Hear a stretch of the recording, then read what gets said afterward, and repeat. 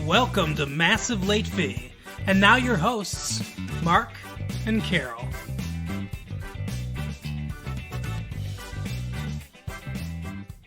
Well, hello everyone. Welcome back to Massive Late Fee. It is August 27th, 1994. My name is Mark. With me, as always, is my co-host, Carol. How you doing, Carol? Hey, what's up? Not much. We've had a good week here. I'll tell you, it's State Fair week. The Michigan State Fair. Woo woo! Are you excited? I'm so excited. I can't wait to see some pigs and... yeah. No, I do. I like fairs. Yeah, the Michigan State Fair is okay. I guess it is a little country-ish, a little yeehaw. Well, that's because, most of Michigan is not Detroit, Yeah, that's true. The Clint Black's going to be there playing. Who is that? Some country star. Okay, but see, I don't like country, A so country star. that means nothing to me. The Ramblin' Thunder Cloggers. Wow. Oh, the A&W Easter Seals are going to be there. I would get Easter Seals, but I wouldn't know what to feed them.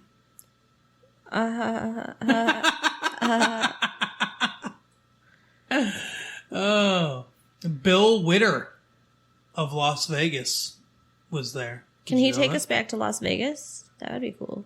Yeah, I would love it. I had a dream that we were living in Las Vegas. Really? Yeah. I could see that. And then that we were moving back. Why would we ever do... If we ever get out of here and go somewhere as cool as Las Vegas, we are staying.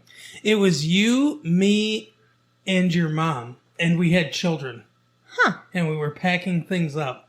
I really had this dream last night. Okay, well, do your dreams usually come true? I don't think so. Because, I'm sorry, but if we were living with my mom, that would be a nightmare. Yeah, I agree. So Dennis Archer was, and Governor Engler were there, obviously. But the biggest celebrity there apparently was this dude, Bill Witter, who was dressed as Uncle Sam with really big striped pants, and he was 10 feet tall. Yeehaw! On stilts. Alrighty. So, that was fun. I'm sure we didn't go. Maybe, is it too late? Is it too late to go to the Michigan State Fair? Yeah. No, it's on till September or something. Let's do it. Yeah, okay, sure. Last time I went, a goat almost ate my shirt. They'll eat anything. Well, that's a goat after my own heart, I guess. Trying to get your shirt off. Right? Oh, someone escaped from Ryan prison. Did you know that? No? Yeah. So be safe out there, everybody. Right? That's scary. What the hell are they doing at this prison? Get it together, people. Yeah, I don't know. Today's an Ozone Action Day, though, just so everyone out there knows. Be careful. Don't use gasoline-powered devices like lawnmowers, stuff like that. Don't buy gasoline. Don't keep the engines idling. Ride your bicycles. Yeah. Ozone Action Day, everybody. We're trying to fix the ozone layer here. Yep. What do you think? 10 years will be all better? Yeah, probably sure. So one other news I have is rockers start a program to help curtail drinking and driving. Oh, okay. Yeah, there's a video with Paul McCartney, Phil Collins, Little Richard, Melissa Etheridge singing Drive My Car. It's for designated drivers. It's recording artists against drunk driving or RAD. That's awesome. But that's also at the Michigan State Fair. Huh. Cool. Yep. Another reason to go. Yeah, they're doing, for 3 months, they're looking for 100,000 people who don't drink and drive to be designated drivers. They just sign this petition. I'm pretty sure it's a non-binding petition, so... I actually won a contest for writing an essay for MAD. Oh, really? I won first place, and I got to meet Governor Engler. Oh, wow. How was that piece of shit? I mean, honorable governor of our great state. I don't know. Just shook hands. I didn't really talk so much, but I've always had a problem with MAD and SAD. why? Because MAD is Mothers Against Drunk Driving, and SAD is Students Against Driving Drunk. It implies that no mothers drink and drive, and that only students drink and drive. I don't like it at all. How does it imply that? Because it's not students against drunk driving, it's students against driving drunk. It's students against, we're the ones who are driving drunk, so we're against driving drunk. It's an action verb. Okay. But it's mothers against drunk driving, the concept of drunk driving. I wonder why they did that. That's Yeah, I don't like it at all. Well, no, because I think a lot of times it's not students. No, there's plenty of adult people that drive drunk, I'm sure. Plenty, and there are a lot of students who don't even have a license. So Yeah, I don't like it. I don't like it at all. I think it's a hypocritical, backwards message. So, on another note, guys, I just want to tell you I have like a canker sore and it hurts to talk a little bit. So if I sound funny, that's why. I'm not drunk. Yeah. I'm just having some trouble with talking. That's true. Carol is behaving right now like a high-class hooker. No kissing. No kissing on the lips. Right. I'm like Julia Roberts in Pretty Woman. Right. We can't kiss on the lips because, Because I love you and I don't want to give you pain. Right. Not this week, anyway. Hey. Sometimes you like it when I give you pain. Okay, let's not talk about that. So, you heard of Carl Lumley? No. Yeah, no one is. But he's going to star as the superhero Mantis. Oh boy. The sci-fi drama debuts on Channel 50. It's a Fox. Mantis is M.A.N.T.I.S. I don't know what it is because I don't read comic books. But I'll tell you what, it's not Superman or Batman, meaning it's going to be crap. Right. Because all superhero movies that feature somebody that is not superhero or that is not Superman or is not Batman are always bad and probably always will be bad. For sure. They need to just stop now. So Mantis, I want to see what Mantis stands for. I'm looking through this article in the news, the Detroit Free Press. I always call it the Detroit News, but it's the Free Press. And, okay, Mega Amplified Neurotransmitting Interceptor System. So he's not even a superhero, he's just in a suit. He's in a suit that is superhero-ish. Oh my. So what do they do? Well, they're trying to start. Oh my god! They're trying to have a superhero franchise or whatever launched with a guy has no superpowers at all. He's just in a suit. But what a fucking stupid idea! But that's Batman. Yeah, a little bit. Yeah. No, not a little bit. That is Batman. Batman has no superpowers. Batman only is rich and has technology. Yeah, I guess that's true. That is Batman. Huh. I've been watching a lot on Comedy Central. Huh. Soap. You're such a dork. How does that make me a dork? Because that's old as shit. That's like something our moms watch. I did. Yeah, my mom did watch it, but I remember watching when I was a kid with my mom. Like when I was real little. And I remember it seemed like it was on at like midnight or 1 a.m, like really late at night. It was probably on at like 9 or 10. But that just seemed really late at night to me.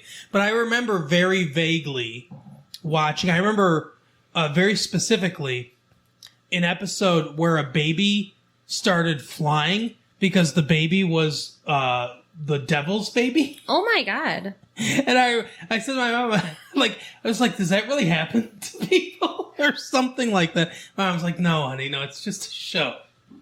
Wow. But yeah, so I remember that very, very specifically, watching that along with her.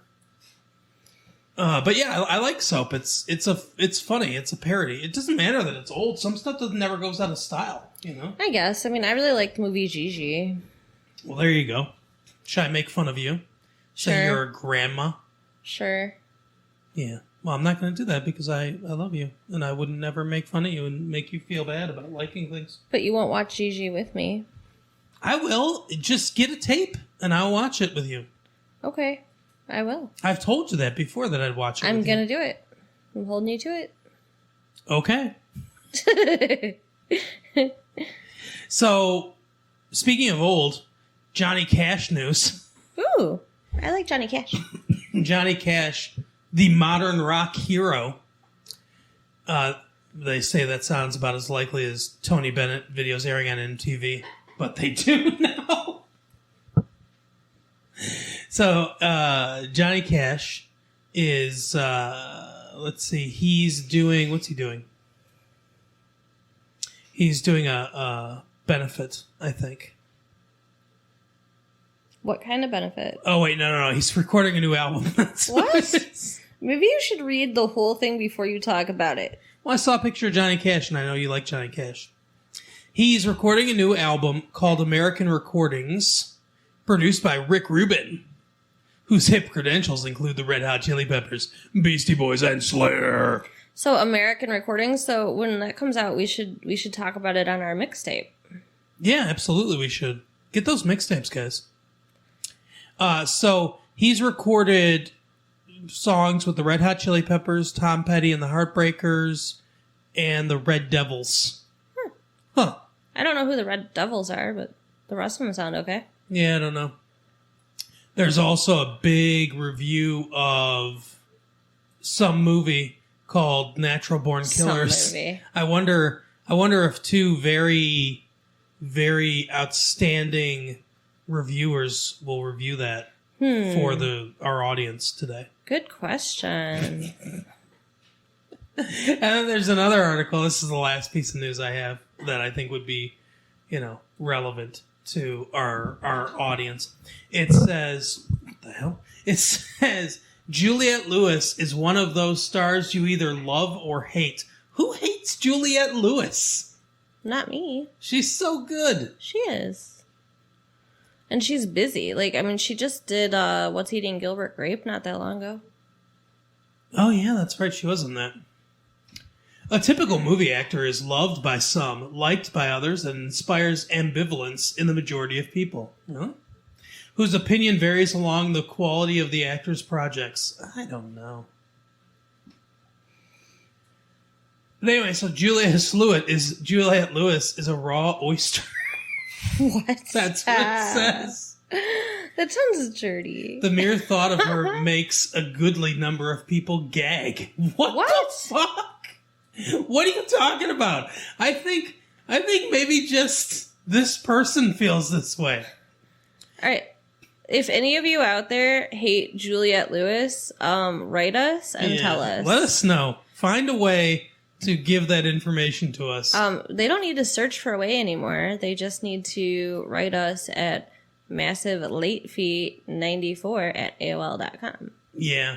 Or latefee94, I believe, at AOL.com. Oh, yeah. Damn it. I should write it on the back of my hand.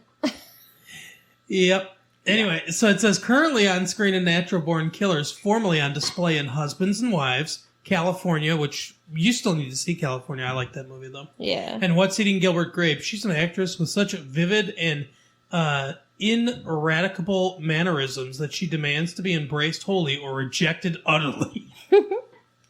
The fuck? And she belongs to that breed of movie actors who provoke heated debate, divided opinion, as sharply as Rush Limbaugh or Ross Perot do. Wow, really? Rush Limbaugh? Get your hands off of my... Yeah. I really do hate him, yeah. Okay, it's latefee1994@aol.com. Ha. That's what I said. Oh, okay. I can do a Ross Perot, too. Like I just did the Rush Limbaugh. You want me to do my Ross? Do it. Now, you can't trust government. You can't trust government, see? The government all wants to take your money. I got all the money in the world. I don't need your money. He kind of sounds like Bugsy. I think you mean... I don't know what you mean exactly. But like a Godfather, like, kind of type person. Oh, that's not what I thought you were going for at all. Oh. You think this sounds like a Godfather? Or maybe an old-time newspaper reporter? See? Yeah. Yeah, get on. Okay, so that's what you mean, like a James Cagney. Yeah. That's what you mean. Yeah, that's it. Right. Okay, I get it. What's the old newspaper reporter be like? All right, now, Dan. Now, say you say out. Yeah. Exactly. You're so silly. Yep. So that's it for the news. Today we watched something new.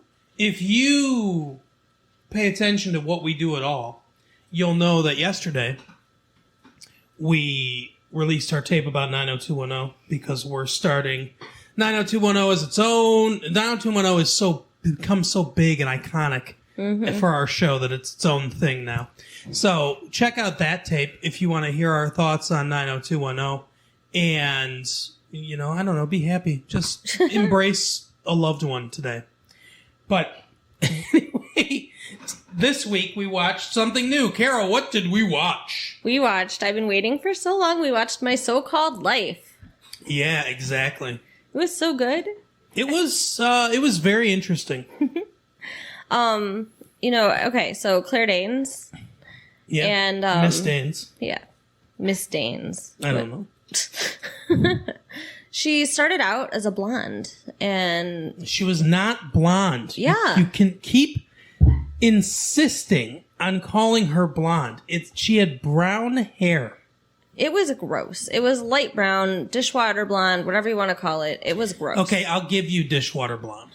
And, one of the first things that happens is that she dyes her hair bright red, which is so much better. She should keep her hair like that forever. She looks very good with the red hair. Yeah.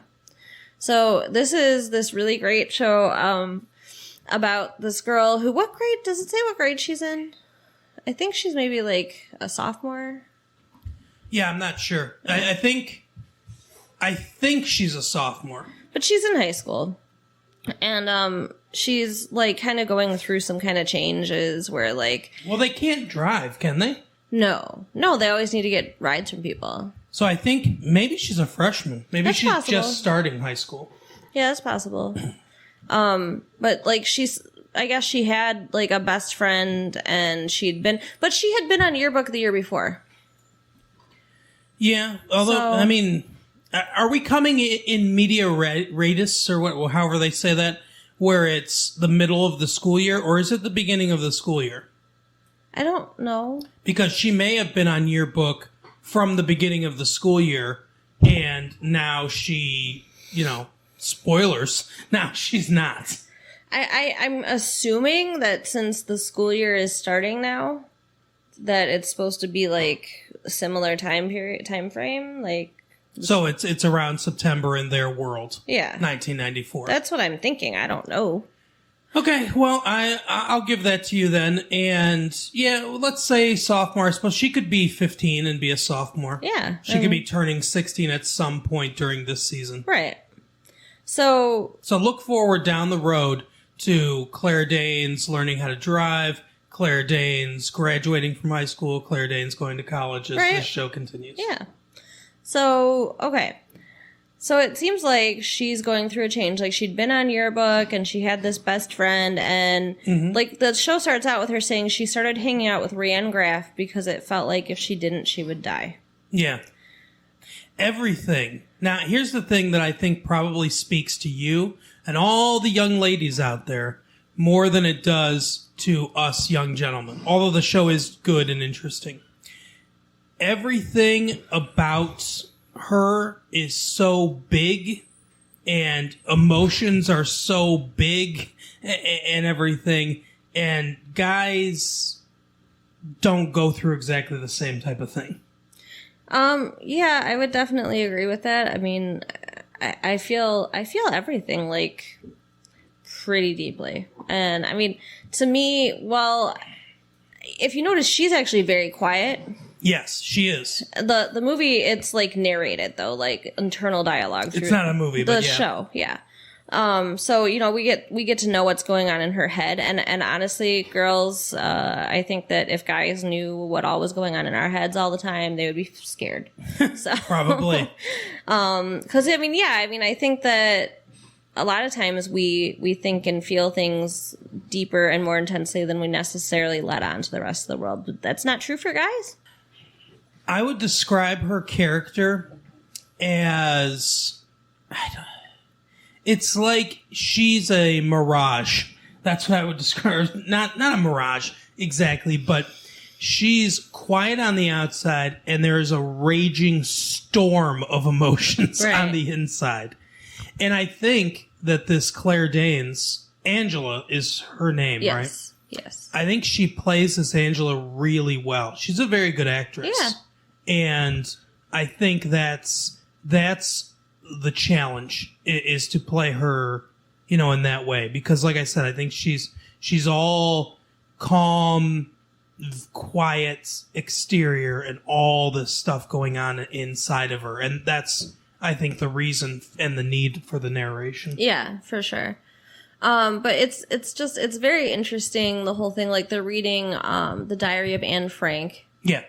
And she says out loud that when the teacher asks, like, how they would describe Anne Frank, and she says lucky. Now, you can tell she was meaning to just think it, but yeah, one of the rare times she let her internal dialogue slip. Right. And everybody's, like, horrified because, the girl dies in a concentration camp. And she actually tries to defend the point that she's locked up for 3 years with a boy that she likes a lot. Oh my God. I would die. I would just crawl under furniture and die. It's funny because later she sort of comes back to it, and I like that they don't that it's not bang, here it is, here's her idea. Right. I think it's subtler than that. Speaking of subtle, we'll still talk about the movie in a minute. Right. But anyway, so I like that. But yeah, she does have a point. A point I've never really thought of. But let me ask you a question real quick. Do you think like that at all, ever? Do you think purely in conceptualization, in pictures and things like that, or abstract?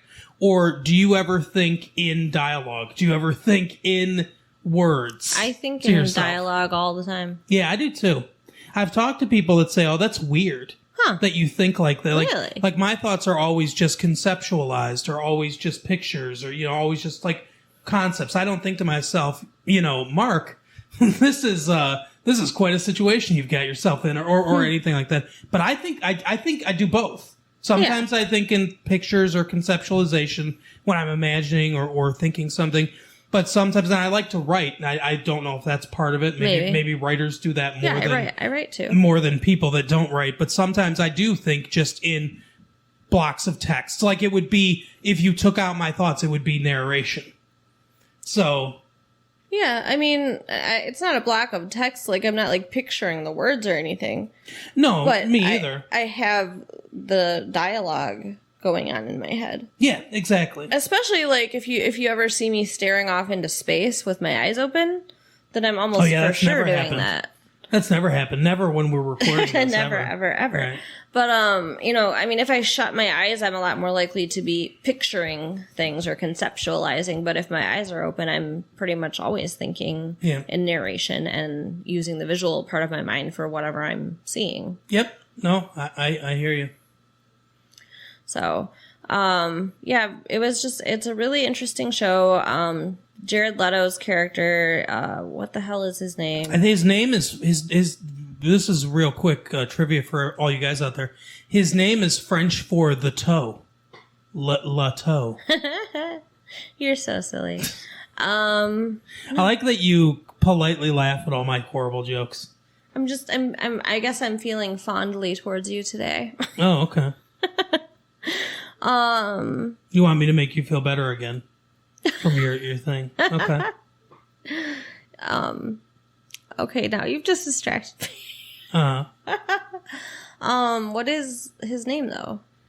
Jordan Catalano. Yes, thank you. He's Italian, apparently.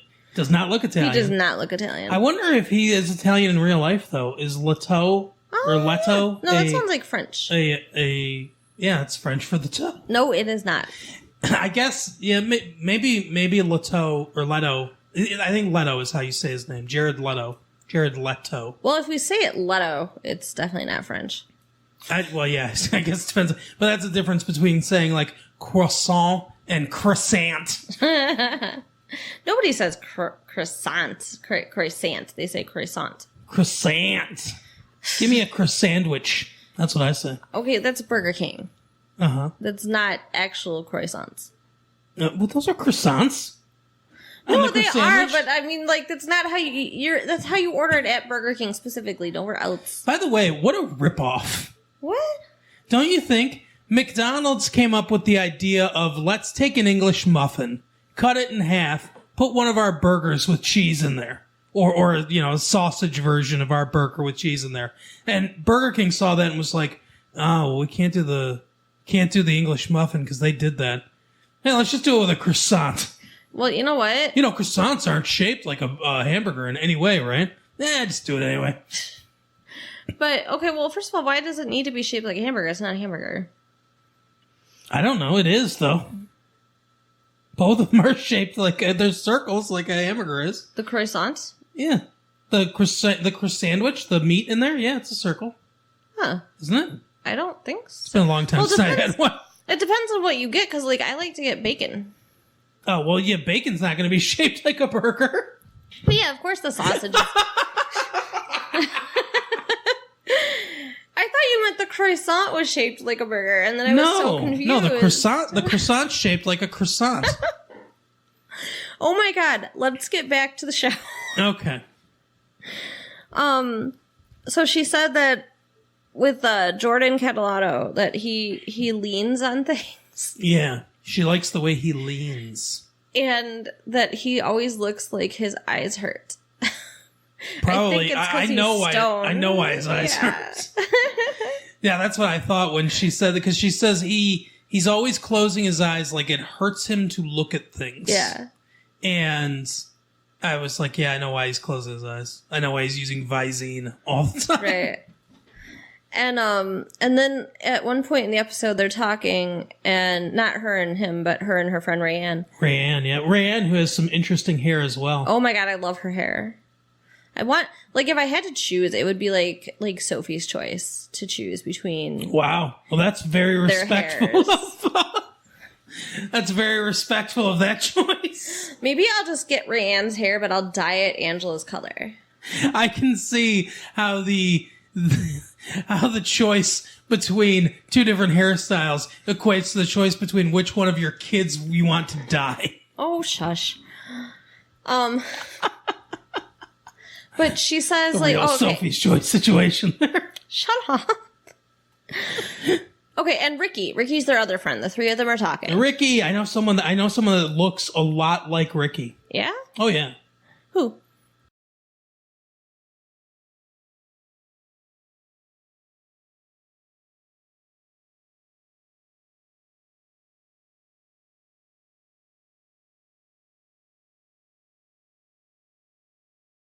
His name's Robbie.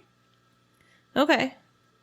And he is from, I want to say he's from Bangladesh, or, well, his family is. He was born here in the United States, but he's dark. Okay. Like almost the exact same shade as Ricky is. And he dresses a little, sort of out there. Feminine. Yeah, and kind of, not, I don't want to say garish. No offense, Robbie, but I don't want to say garish or anything like that.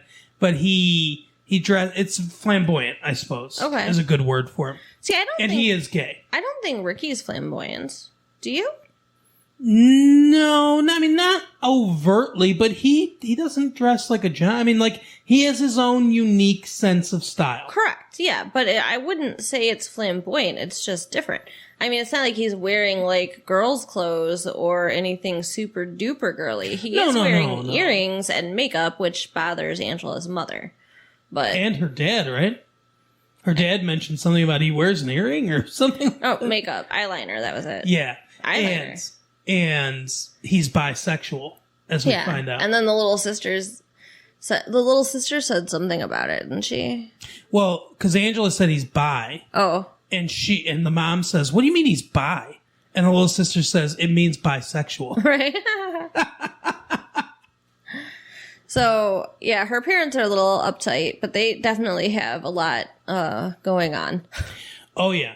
And a lot going on that we don't see a ton of. We just see, like, you know, like shades of it. Yeah. We don't get super in depth into their characters, but we get enough to know exactly what the nature of their relationship is and kind of what's going on with them.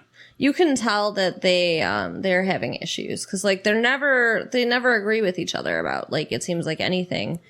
And the episode ends with Angela actually catching her dad cheating on her mom. So, well, that's what it looks like. Yeah, I mean, I guess I'm jumping to conclusions. She doesn't walk in on him having sex with some other woman. She comes home and sees him arguing with a young lady. He was arguing in front of her car. Yeah, weren't they arguing back and forth? I thought they were laughing. I thought they were just talking, like, with their hands a lot. Oh, maybe they're Italian. I thought they were arguing. Like, he was basically saying, "Why the hell would you show up here at my house?" That makes a lot of sense to me. He was supposed to be out with his brother. Yeah, playing pool. I don't think he was out with his brother, so I don't think she just randomly... No shit. I don't think she randomly showed up there. I think they met each other someplace, and she came back to his house, and then he started yelling at her. Maybe. We'll see, you know, as the show goes on, I'm sure they'll explain something. But then, yeah, all of a sudden Angela has sympathy for her mother after that. Yeah, Angela has been, like, hating on her mom this whole episode, and then she goes in and, like, apologizes to her mom. And cuddles with her like she's 5 years old again. Yeah, she actually starts crying and stuff. It was touching, though. Like, I get that. It was touching, yeah. Like, I mean, I would, my heart would break for my mom if that happened. It's funny, the sort of battle of the generations, I guess, between the baby boomers-ish, the group that grew up to be like hippies when they were teenagers or whatever, or maybe just past that, and then, you know, got married, settled down, sold out, had kids. That's the generation. I mean, my parents are much older, so my parents aren't part of that generation. Because my dad was like 50 years old when I was born. So, but for most people in our generation, that's the dichotomy. The people that were the hippies raised are raising us now. Right. And so that's an interesting sort of battle between those different philosophies and those different types of generations. Us and them. And I think that's a lot of what the show's about. The show's also about growing up. And I don't know exactly who wrote the show or who created the show, but whoever did create the show really listened or did a very good job of figuring out what teenage girls are like. Oh, yeah. Because this show is very authentic. Mm-hmm. And Rayanne almost gets raped. Yeah. Yeah, well, they go to a club. Yeah, for the 2 days that this show takes place during, right. Both days they try to go to places where they think Jordan Catalano is going to be. Yeah. Well, the first time he is there. Yep. She goes to a party. He's there both times. Yeah. She goes to a party. And it's like insane. It looks more like a rock concert. Like, I want to know what these TV parties we keep seeing. Like, I never get invited to parties like this. Do you? I mean, no. The parties we go to are cool parties without me. maybe the parties we go to look this way from the outside, I guess. Maybe when you're don't in a think party so. like that, it doesn't seem so raucous, but Maybe. we don't have live bands at our Right. parties. This is the second party we've seen on TV that have live band. So some kid decides to try to crowd surf and knocks into her and knocks her down. Yep. And she falls in the mud. And In she the mud. She looks so pretty too. I felt so bad for her. She goes inside, I'm assuming to find a bathroom to clean herself up. Correct. But guess who's sitting there by himself in the living room watching TV? Yeah, watching a rock concert while one goes on outside. Right. No, it wasn't an MTV music video. Oh, yeah, it was just MTV videos, yeah. Yeah. But it's Jordan Catalano. That's right. So they exchange, 2 sentences? He says that it doesn't feel like a Friday. And she says it's Thursday. Right. Isn't that it? Basically. Yeah. And she's like, oh, are you sure? And she said, well, yesterday was Wednesday, so yeah, that's how I know. So yeah, that's the entirety of their exchange, and then his friends come in and say this party blows and they're going somewhere else. Right. So then the next day, I think it actually is Friday, and they're supposed to be going to a rave at a club. I mean, I don't know. They called it a rave. It looks like a club. I don't know. Yeah. Something. Well, a lot of raves take place at clubs. Okay. And who? Tino, like Ricky's cousin. Gino's Pizza. Ricky's cousin is supposed to be able to get them into this club that they shouldn't be able to get into. Right. Yeah. Well, you have to be. I presume you have to be 21. Right. So they're waiting in the parking lot for Ricky's cousin to come and get them in. Right. And while they're waiting, because Jordan Catalano is supposed to be there, Rayanne is drinking. Yep. I think she's the only one that's drinking. At first, I thought maybe Angela was drinking with her because they were both so giggly, but I think she was just normal giggly. And they're waiting, and that's when I was going to say, this kind of circles back to Jordan's eyes hurting. When Ricky says, what do you want someone to say to you? Like when you're about to make love for the first time, I think? Yeah, that's correct. And Rayanne thinks it's a stupid question or whatever, and is like making fun of him, but Angela... Yeah, she's like, what's your name again? Right? Angela says, you're so beautiful, it hurts to look at you. Yeah. Which, I mean, it's gotta be Jordan that she's thinking of, obviously. Of course. She's got a huge crush on him. As Krakow? I think that's what she calls him. Yeah, Brian Krakow. That's, I didn't hear her say the first name. But that's he deduces that she has a crush on Jordan Catalano. That's her next door neighbor who very clearly has a crush on her. Right. And he was in Yearbook with her along with her old best friend. Yeah. Who, I think he's the photographer for Yearbook.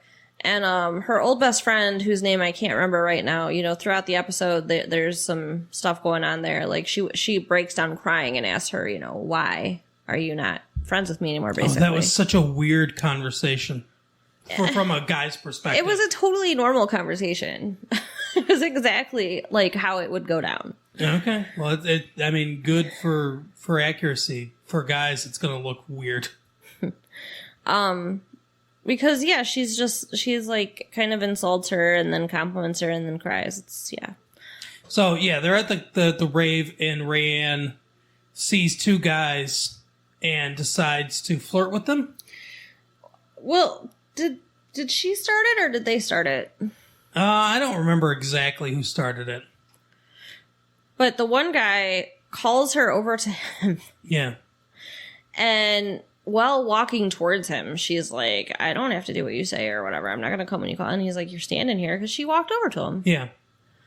And then what all happens? Do you want to... He pushes her against the car. Yeah. Starts kissing her. She kind of starts saying no and everything. Like, because he was hurting her. She's fighting back, and then, he's basically doesn't care, so he's going to rape her. His buddy is like, hey, stop and shit like that. Well, and his friend kept saying the whole time, he's like, they're too young, man. They're too young. Let's go. Yeah. Angela, I think it was Angela or Ricky or somebody kind of hits him. He turns and pushes her down. Yeah. And then a cop comes up. Well, no, Rayanne threw her liquor bottle at his car. Yeah. And it shattered everywhere. That's when the cops came. Yep. And so Yeah, you don't want to break a liquor bottle outside, guys. That's a sure way to get the cops to come. I speak from experience. Seriously, and it looked like he just materialized from nowhere. Right? No, that's how it happens. The sound of a breaking liquor bottle. It's like a dog whistle to police. But anyway, so the cop shows up, and the guy is like, he lets him go. He's like, get the hell out of here, kind of thing.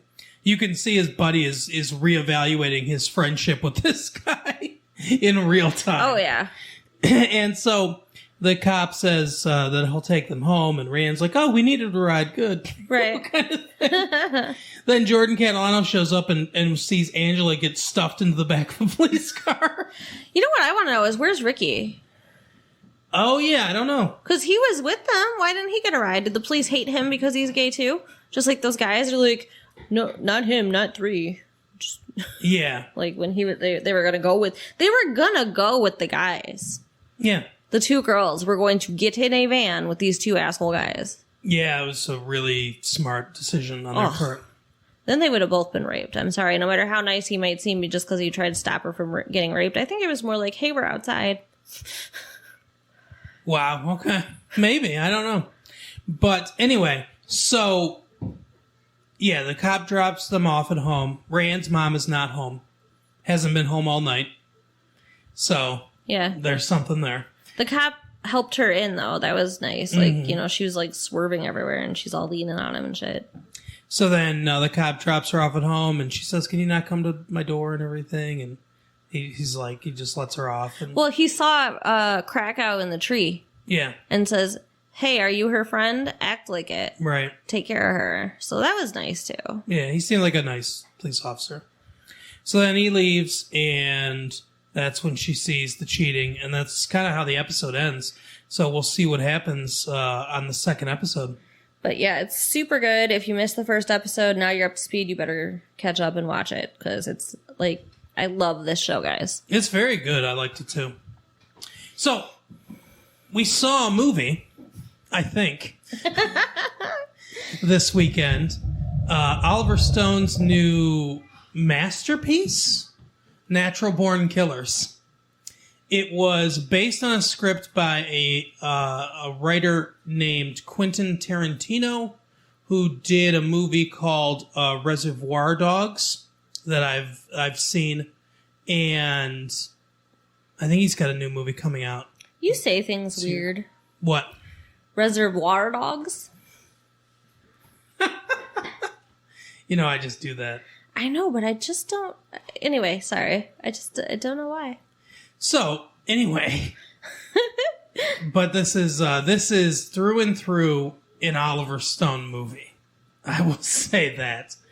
And so, I guess you are having some problems with your mouth, so I'm going to go through the plot of this. Yes, I do have some things I will want to say about it, but you can definitely take the lead here. So, the movie stars Mickey and Mallory, a.k.a. Woody Harrelson and Juliette Lewis, which is the best thing about the movie, is Woody Harrelson and Juliette Lewis. Perfect casting. You can't make this movie without these 2 people. And this couldn't be Tom Hanks and Meryl Streep. Right? There's just no way. Tom Hanks is a very good actor. Good on him for winning the Academy Award last year for Philadelphia. And he was very good in Forrest Gump, but this is not a role he can play. And same with Meryl Streep, who's a fantastic actress. No one else. No, I can't think of anyone else. I cannot think of another 2 actors, male and female, that could have done this part, because Woody Harrelson and Juliette Lewis are both incredibly good at being sinister, being creepy, being off-putting, and charming at the same time. Mm-hmm. And that's what makes this work. Especially Woody Harrelson. Juliette Lewis is fantastic as well, but especially Woody Harrelson in this role. Woody Harrelson, there's something about him that he can come off as like the most vile person in the world, but you still like him. It's weird. For sure. And in real life, he's probably like one of the nicest people in the world. That's probably part of it. Yeah, he just can't turn it off.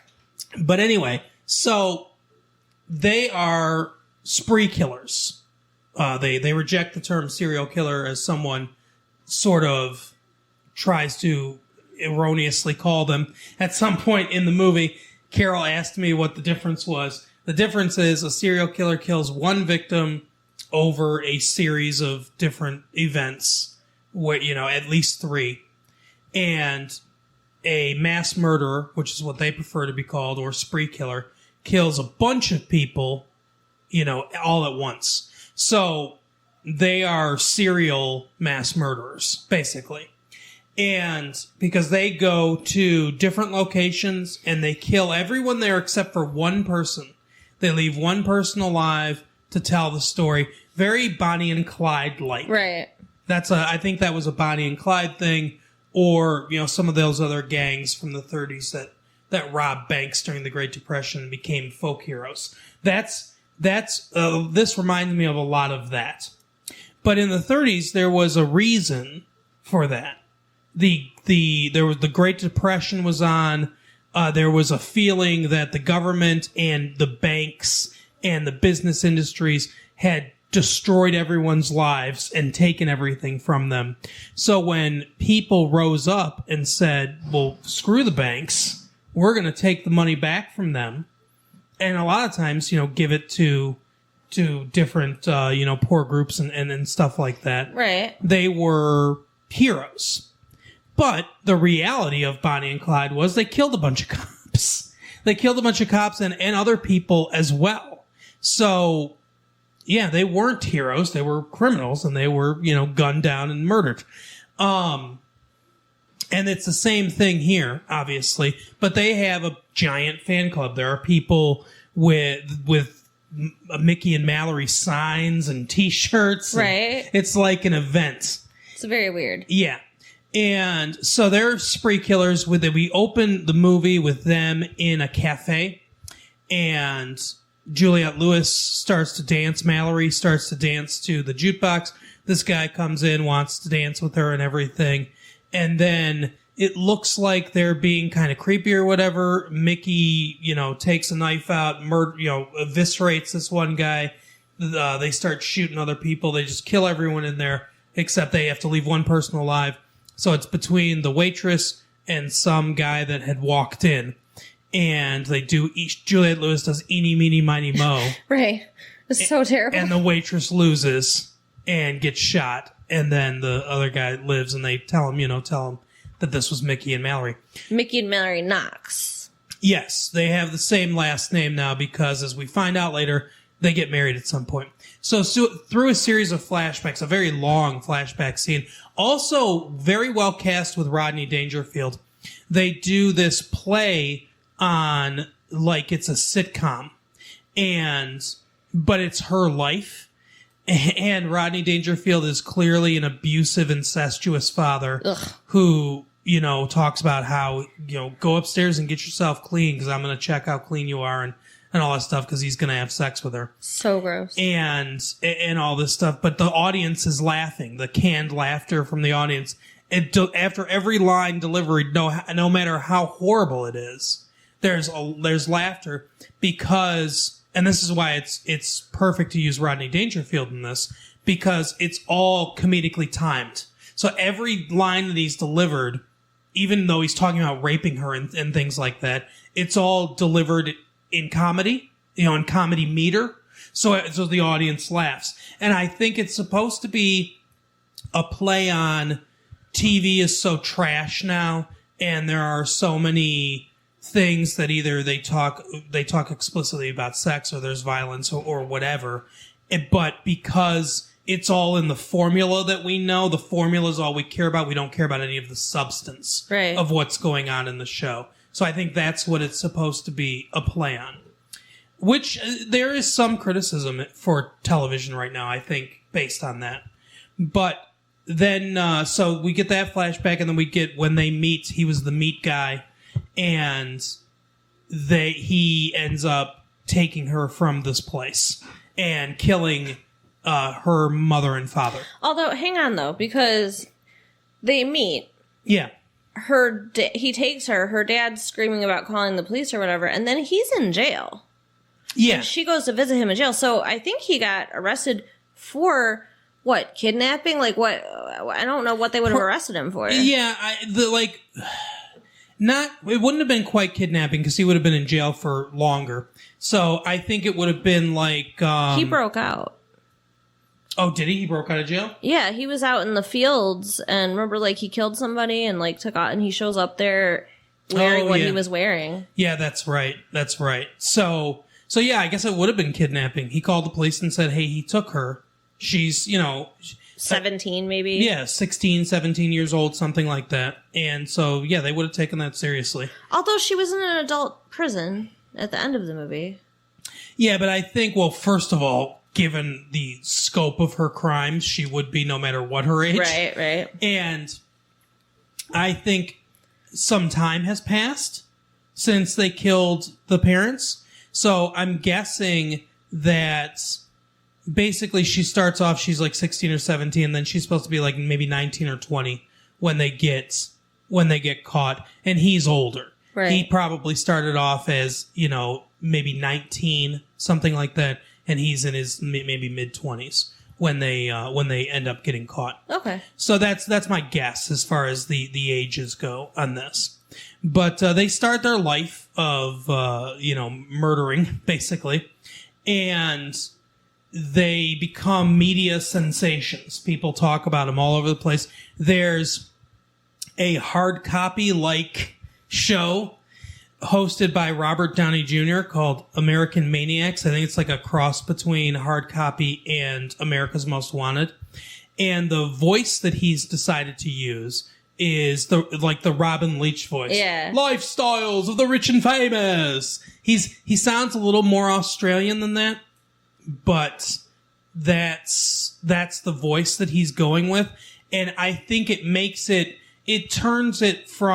sells the idea of turning it from, a straightforward look at serial killers, like in a serious way for serious people, and blending it with entertainment. So, Robin Leach obviously is so synonymous with entertainment and things like that, these profile shows that he does and everything. I think that's what it's supposed to do. It's sort of like, hey, this is entertainment. This is, we're talking about serial killers, we're talking about horrible things, but this is entertainment. Right. And so he's following them as well. There's their story. He's getting big ratings from them. Basically, there's not a lot story-wise to the movie. They go on this road trip from Utah to Arizona, basically, where they're killing people all along the way. They meet an Indian man, a native man that kind of helps them out. He accidentally gets killed. Yeah, kind of accidentally. Yeah. Mickey is having a nightmare. Yep.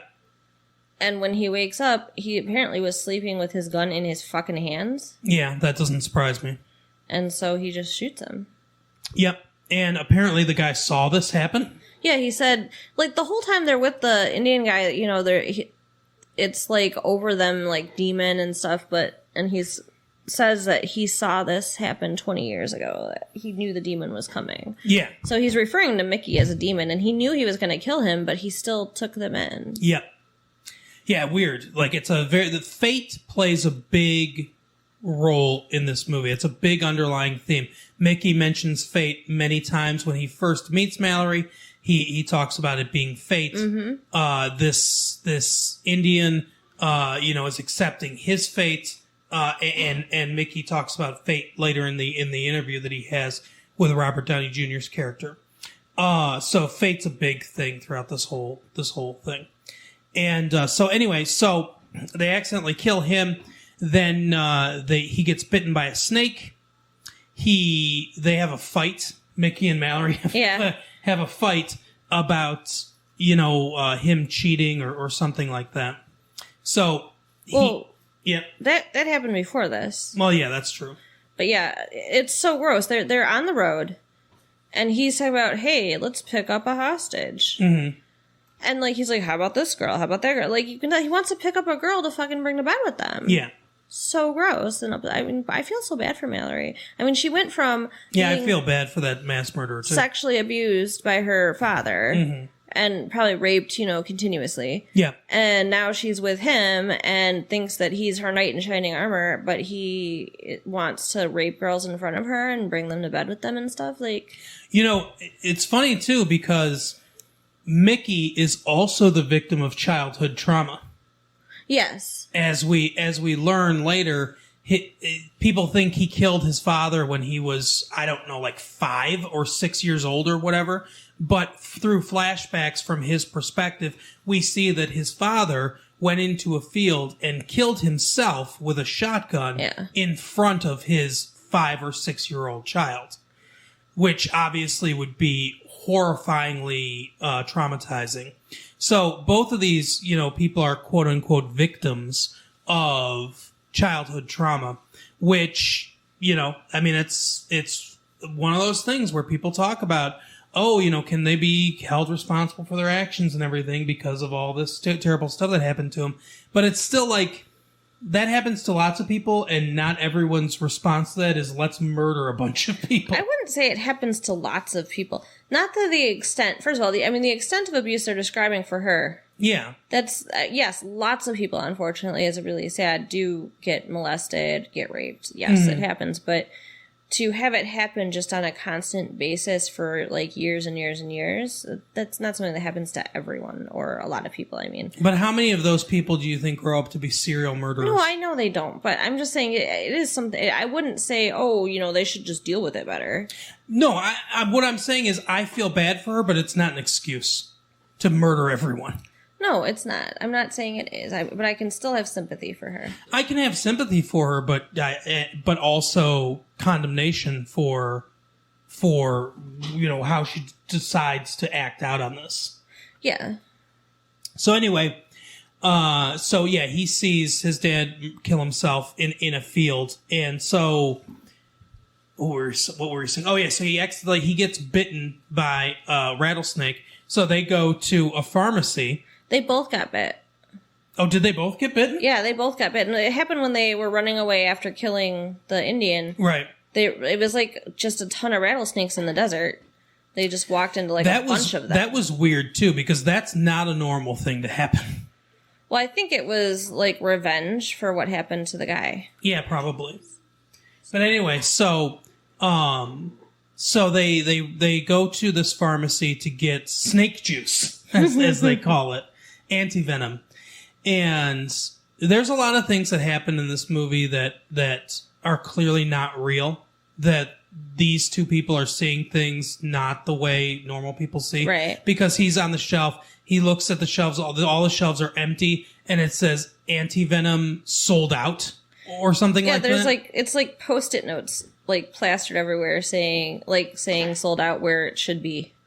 Right. And obviously anti-venom isn't something that would just be on the shelves of a pharmacy. Right, even behind the counter. Yeah, they go to the pharmacy, but they're not going to find... You have to go to a hospital, which the guy tells him. Right before he shoots him. Yeah, you have to go to a hospital to get what you're looking for. And so, he shoots him, he kills him, he just loads up all the stuff. Mallory goes outside, and lo and behold, the police are there. Tom Sizemore plays this really corrupt cop. It's like terrible. It's implied that he rapes some woman and maybe kills her. I think he killed her. He says he's killed people before. And so he's a terrible police officer. But anyway, he's got Mallory there. He's got a knife. He says, I'm going to cut her tits off unless you come out. All this stuff. He's scarring her up. They have sort of a firefight. Then Mickey decides, okay, I'm done, and he throws his weapon down. He gets electrocuted with tasers, and they get arrested. They get arrested and taken to Tommy Lee Jones's jail. Tommy Lee Jones looking like a supervillain, right? With this really weird hair. Everything is shot very strangely. He's the warden of this prison that is also embracing the celebrity of everything going on around him with these two. And he, this whole thing becomes basically a media event. Robert Downey Jr. wants to come in and interview him right after the Super Bowl or at halftime of the Super Bowl or something like that. It's this big coordinated media event. And then, okay, so I'm going to rush through the rest of the plot real quick because there are concepts I want to talk about, and we're going super long. But anyway, so a riot happens, sort of out of their control. As they point out, people are going to say we masterminded it, we didn't, and it's clear because we follow them the whole way that they didn't. That corrupt cop comes in there to molest her. Tommy Lee Jones also wants him to murder Mickey and Mallory as part of an escape attempt kind of thing. And, he agrees that he's going to do it, but he wants to rape her first, apparently, before he kills her. I guess that's his modus operandi. Anyway, so we don't really go into his character much, but I guess he's a rapist and murderer, but also a police officer. So anyway, they're having this interview. This riot breaks out because they're kind of inspired by what Woody Harrelson's saying during the interview. The interview is apparently being broadcast live. So this riot happens. For some reason, all the cops standing around with shotguns while they're waiting to continue for this riot to be put into place are just cool with him walking around and and everything. Absolutely ridiculous. Right. As he tells this stupid joke. And he grabs a shotgun from one of them, just starts killing all the guards, and no one starts shooting at him. It's sort of unbelievable how this happens. But he kills all of them, and then Robert Downey Jr. is left alive with his cameraman and one other person, I think. And he's like, you're going to, film this. I'm going to get Mallory kind of thing. So he goes through as the riot's going on, and he's, killing people and all this stuff. He gets Mallory. They kill the cop together. They get through the riot. They get into this van. They escape the jail cell. They go to the woods. They kill other people. They kill the rest of the crew along the way till only Robert Downey Jr. is left. And they put the camera down. They start talking to him. And Woody Harrelson during this entire interview, because he kind of gives the underpinning of the philosophy of Mickey and Mallory during this interview about how murder is pure and all of God's creatures murder each other and things like that. We murder animals, blah, blah, blah, blah, blah. All this stuff. What he doesn't point out is that it's rare for animals of the same species to murder each other. If you consider like birds murderers because they eat worms, birds like sparrows rarely kill other sparrows. Lions rarely kill other lions. Monkeys rarely kill other monkeys. It's one species killing another, weak or inferior one. That's really more how nature works. So humans killing other humans would not necessarily be how nature would work. We'd be killing inferior things. So it's unnatural. In my opinion, yes. They are natural born killers, as they say, but they were just unnatural. They were born to murder people, which is clearly not the case. Right. Because they went through traumas that turned them into murderers, which is sort of the point of the movie. But from their perspective, they were born to be murderers. Right. Anyway, so he kind of gives all this philosophy underpinning and everything in this interview. And he says, but he's done now. He is getting rid of the demon because the only thing that will defeat the demon is love. And that's what Mallory has taught him. So he needs Mallory's love to defeat the demon. So anyway, they go to the woods and they're going to kill Robert Downey Jr. Robert Downey Jr. is like, no, you can't do that.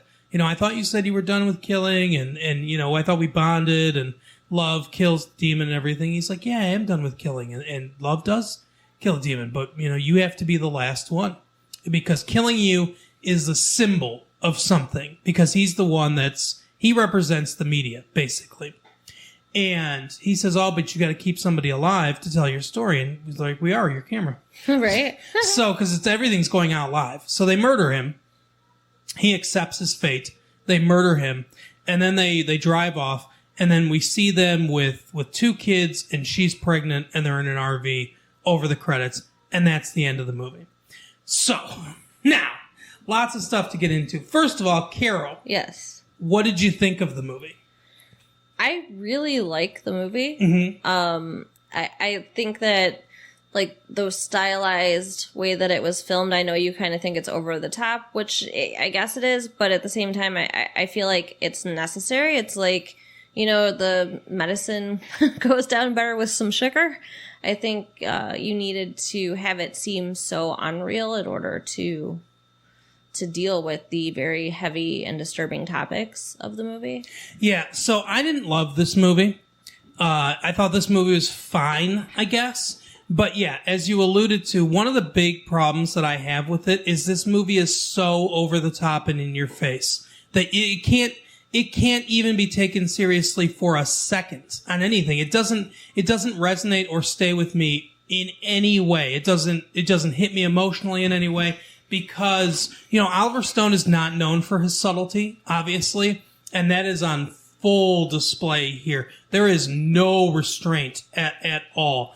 Because this movie is so like, it's the violence on TV. Do you get it? Do you see? Do you understand? We're too violent. We're watching too many, but we love O.J. Simpson. We love the Menendez brothers. Do you get it? It's like, wow. I understand. That was really loud. Ow. But it's like, yeah, I understand. I get it. You know, like, it's super in your face. Yeah, I mean, there are a couple of scenes like that. The whole movie is like that. I mean, okay, the whole movie's stylized and I guess a little in your face, but I don't know. I still liked it. I think I'm just an easier audience member than you. One thing that I did enjoy about the film is that when we see things from Mickey and Mallory's perspective, it shifts back and forth between black and white, between color, and then between hyper color. Like, right. Where it's like, you know, these big reds, like Stanley Kubrick lit the entire thing. And just everything is sort of out of kilter, out of focus. Everything is filmed crazy. And I think that's to show the insanity of their perspective. But like I was telling you, I think one of the reasons that they did it this way is because, like you were saying, sort of making it more palatable. It's sort of supposed to represent television. So we watch television, we see all these horrible crimes and things on television, or this, you know, like depraved sex or whatever on television. But everything it's not real because of there's something about the images, the flickering image of a television screen, and that television screen represents something that's not reality. You wouldn't react to somebody, like, you could see somebody getting shot on television, and you would react way differently than you would if you saw someone get shot in person. Right, of course. Because there's a warping effect of the television screen. And I think that's what the way this is filmed is supposed to mimic, and I think that's an interesting idea. But the main thing is, I just totally reject the concept of the film. The film seems to be taking the point of view that there's violence all in the media, and violence is celebrated in the media. Therefore, we are violent as a society. That the TV is influencing us. And I don't agree. I think it's the other way around. I think human beings are violent as a species, and we influence the TV. We influence what is popular to program on television. So, you know, as a species, we like sex and we like violence. And that's what sells, because that's what speaks to our animalistic part of ourselves. But didn't you just finish saying that murder of one human to another is not natural? Yeah, but that doesn't mean that violence and murder of another human being are different things. Well, yeah. I mean, I guess. So, you know, we like fighting, not necessarily murdering, but fighting other people is very natural. You know, think of cavemen and stuff like that fighting each other. for territory and things like that. And other animals fight with each other all the time for dominance and to establish territory and things like that. That stuff happens constantly. So you're telling me that if like two lions or two bears or two tigers are fighting over something, they're not going to kill each other. They're not going to fight to the death. No, rarely do they fight to the death. Huh. They usually fight till one just gives up. Okay.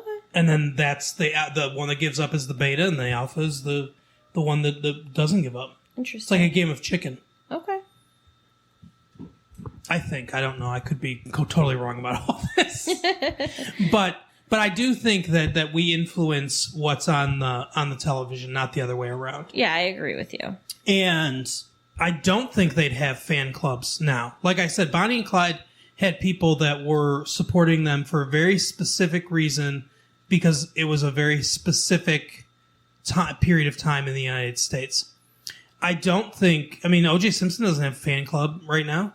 You know, there are people that think O.J. Simpson didn't do it. They think he's innocent. But no one's like, yeah, I bet he killed both of them, and we love it. We love that he did that. No one's saying that.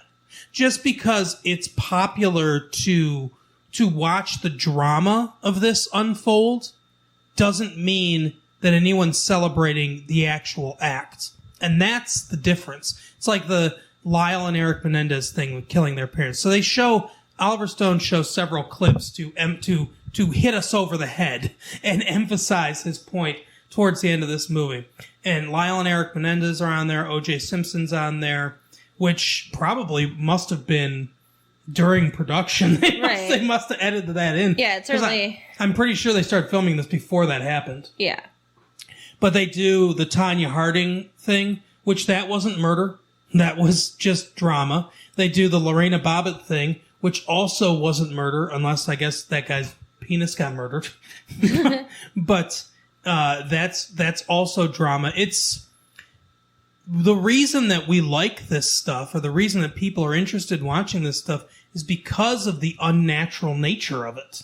Like I told you before, the reason people are interested in serial killers is because serial killers think in a way that is alien from which we think.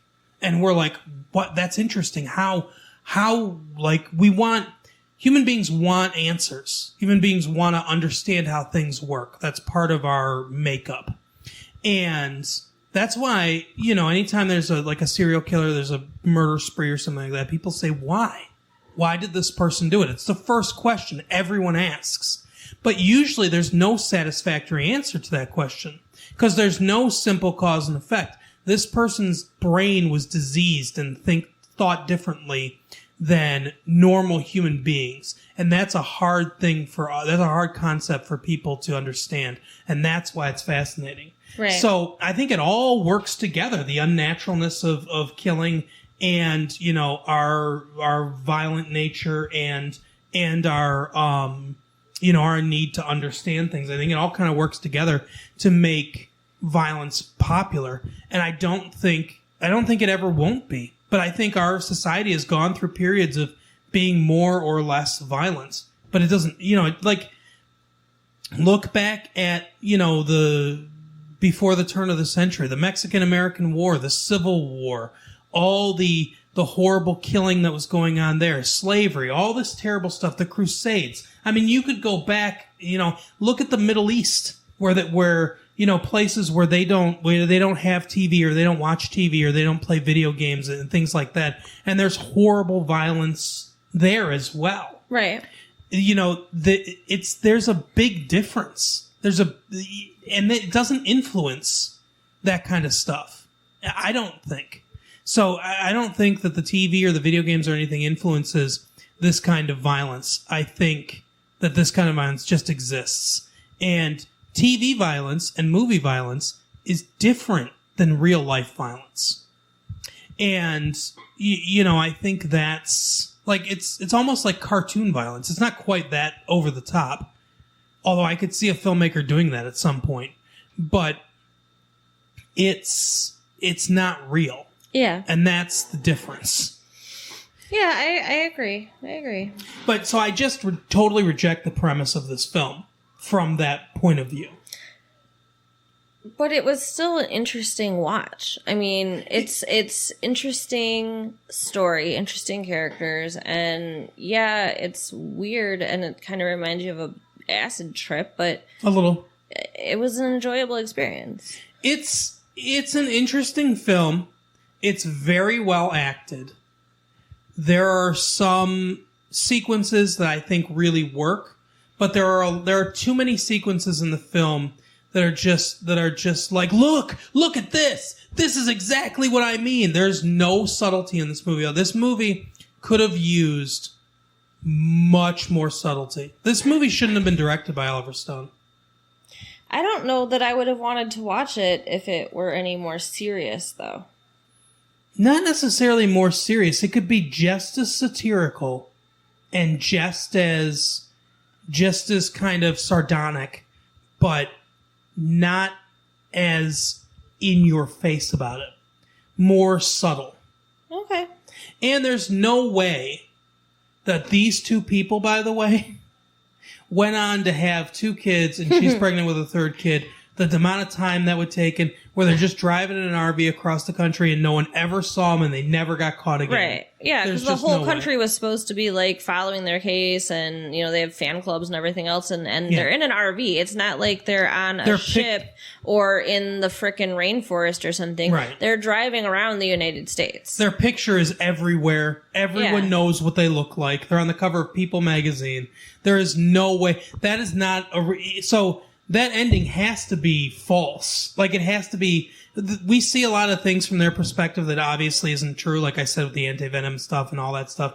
I think maybe that's them imagining this in maybe an hour after they've killed Robert Downey Jr.'s character, and their actual end is going to be murdered by police. Right. That's my point of view.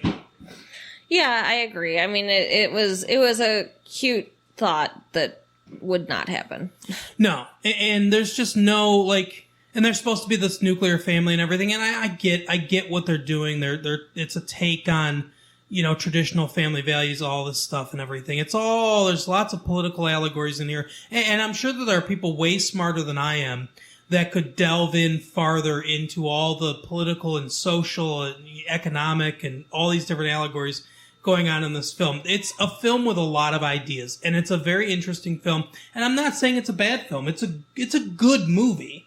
I just didn't love it because I think it was too in your face with everything. That you needed to pull back and be more subtle. And I think it could have still been palatable being more subtle, pulling back, because as you're pulling back in the subtlety, you're also pulling back a little on the violence as well. I mean, obviously it still has to be a fairly violent movie because of the subject matter, but you're pulling everything back. You're just restraining things a little bit more. And by the way, as I pointed out to you, and I know you don't agree with me, but this movie is not as gory as people will think it is. There's a lot of killing. The subject matter and the whole tone of the movie is very aggressive and violent, but if you look at the amount of blood and things like that, the actual amount of gore in the movie, it's very minimalistic. And it's hidden by the way everything is shot. Yeah, I mean, I know you say this, and I know when I was watching it, I felt very uncomfortable. Well, that's because of the tone, yeah. But, yeah, I mean, I guess you're right. There's not that much gore. But, I mean, it doesn't have to be gory to still be offensive on the level of how much violence there is. No, not at all. And it's almost Hitchcockian in that way. That's another triumph of the movie, and something that Oliver Stone does well. It is managing the tone of a movie like this without showing a lot of gore is good, and that's skill as a filmmaker. Mm-hmm. I think using gore or using a lot of gore is cheating almost. It's shorthand. Right. It's easy. It's the gross out thing. This hits on more of an emotional level because of the skill of the director to create this tone without using those tricks. I mean, even like the rapes are implied. We never see them. Yeah. Yeah, I mean, like the one, like when she leaves, when they have that fight, and you see that they were having sex and the hostage was in the corner. Yeah. And she's like, "Why are you looking at her?" well, she's like, just have sex with her, and storms off, and he's like, maybe I will, and walks over, and you're like, oh no, but then it just stops there. So, you don't have to... We get some flashes of him, like, kissing on her and stuff like that. Oh, yeah, we do. Yeah. But we don't actually see the rape. But he clearly does rape her. Yeah. And then kills her. Yeah. Which happens to several women in this movie, apparently. Why do you say that? Because the one the cop does, her, and then isn't there somebody else? I don't think they ever show it, but I mean, it seems like this is, something he does on a regular basis. Yeah, well, there's lots of raping and lots of murder in this movie. But, like I said, and like you pointed out, a lot of it is, it's more implied, there's more, especially the rape stuff, there's more, it's more the tone, and all this stuff. It's more the way that Rodney Dangerfield's face is framed, like, just his eyes, low lit, right in there. It's almost like a comic book. It's like very, and that's a lot of what this is stylistically looks like. But yeah, it's probably the most interesting movie I've seen all year. Yeah, for sure. It's got the most ideas. It's a very interesting script. Like I said, I think it would be more effective, and it would make more of a lasting impression if it wasn't so just right in your face about everything. Yeah, I agree. It's like it's the difference between somebody whispering things to you in your ear, saying like, "Hey, why don't you do this? Why don't you say that guy that you work with that you hate stole a bunch of stuff so he gets fired and you get the promotion." It's the difference between that and saying like, "You fucking kill that guy!" Like that. That's the difference. And one of them is just like, abrasive. And the other one can, subtly influence the way you think. So that's the big problem I have with the movie. Okay. Well, that is our show for the week. I don't know. Carol, end the show. Me? Yeah. I'm sick of ending the show. All right, so I don't know what our blockbuster pick of the week is. I'm just going to recommend that you go rent Gigi because I really enjoy that. I forgot that we need to end. And wait a second. We need to end this show, as we do every show, with our blockbuster pick of the week. Carol, this week you're recommending Gigi. I am. I have no idea what year it came out, like probably 1959 or something. But it's a good one. Well, you know what else came out? Or is coming out? PCU. Oh, yeah, we did that one. There's another movie, too, that came out called Threesome. Huh. You ever heard of that one? No. So that is starring someone named Lara Flynn Boyle, Stephen Baldwin, and Josh Charles. It's an autobiographical comedy mixed with some social commentary. Oh, geez, social commentary. Here we go. Right. So it's, I think it's a girl having sex with these two guys at the same time. I doubt it. That's my guess. It's not a porn. Yeah, okay. Well, no, what happens is that this, so there's an error in the administration, and she ends up being a college roommate with these two dudes. Oh, okay. It's supposed to be three guys in the dorm room, but she ends up getting placed in there with two guys, which obviously they wouldn't do. Yeah, that would not happen. But I guess this really happens. So they just live with it until they can move her to the female hall. But she falls in love with this one dude that turns out to be gay, and yeah, it's just there's. Wow, I think you just spoiled the whole plot for anybody who might want to rent the movie. No, that happens pretty close to the beginning of the movie. Oh, okay. But anyway, so that's actually Threesome is a pretty decent film. So if you want to check it out, go ahead and check that one out. I think I want to check it out. All right. So anyway, continue ending the show. All right. So thanks for listening, everybody, and write us at latefee1994 at AOL.com. Yeah, do that. And, put stars all over the place. Tell friends about the show. Yeah, tell people about us. Tell them. Hopefully. Tell everyone you know. You told me to end the show, so let me end the show. Shut up. I'm subliminally telling them in the kind of subtlety that Oliver Stone could never do. Give us money. So hopefully next week my mouth feels better, and give us. Yeah, I hope so too. I just appreciate all of our fans. Give us $1 have a good week. Bye. To keep the lights on. Bye.